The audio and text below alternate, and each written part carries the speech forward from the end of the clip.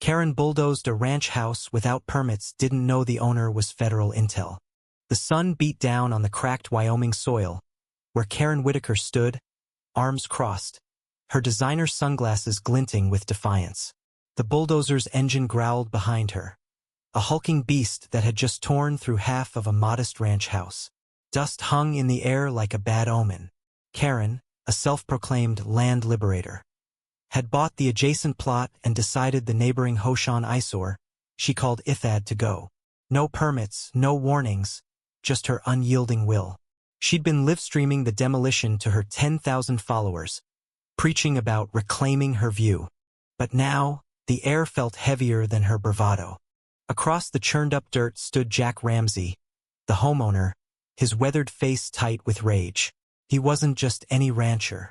Jack was a federal intelligence officer, retired but still wired into a network Karen couldn't begin to fathom. In his hand, he clutched a faded deed, proof the land was his. He'd been away, working a classified case, only to return to seize a pile of splintered wood where his family home once stood. His voice was low, dangerous. "You had no right. This ends now." Karen scoffed, tossing her hair. "It's just a shack. I'm improving the area. You should thank me."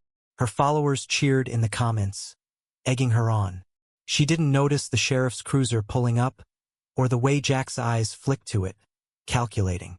Sheriff Dan Holt stepped out, his boots crunching on gravel. He was a local caught between Karen's moneyed influence and Jack's quiet, unnerving authority. "Karen, you didn't file permits," Dan said, voice strained. "This is illegal." Karen waved him off. "Permits are for people who care about bureaucracy. I'm about progress." The tension snapped when Jack stepped closer, his voice cutting like a blade. "Progress? My parents built this house. My daughter was born here. You think you can erase that?" Karen faltered, but only for a second. "Your nostalgia isn't my problem," she shot back, climbing onto the bulldozer's seat. The crowd on her livestream roared approval. Then came the twist. A beat-up pickup truck screeched to a halt, and out stepped Maria, Jack's estranged sister. Nobody in town knew she existed, left years ago after a family feud. Her face was lined with regret, her voice trembling as she faced Karen. "You don't get it, do you? This wasn't just a house. It was a safe house. Jack's workpeople's lives depended on it." The revelation hit like a shockwave. Karen's smirk vanished. The live stream chat went silent. Maria turned to Jack, tears in her eyes. "I should have come back sooner. I didn't know." Jack's jaw tightened, but he didn't respond.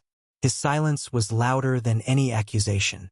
The sheriff shifted uncomfortably, realizing the mess was bigger than a property dispute. Federal agents were already on their way, alerted by Jack's contacts. Karen, cornered, tried to double down. "This is my land. I checked the records." But Jack's voice was ice. "You checked nothing. The deed's classified, tied to national security. You just bulldozed a federal asset." The weight of her mistake crushed her bravado. Her phone slipped from her hand, the live stream cutting out. Hours later, as federal vehicles rolled in, Karen sat in the sheriff's cruiser, her confidence shattered. The house's remains lay like a graveyard of her hubris. Jack stood alone, staring at the wreckage. Maria approached, hesitant. "Can we rebuild?" she asked. Jack shook his head, his voice barely a whisper. "Some things don't come back."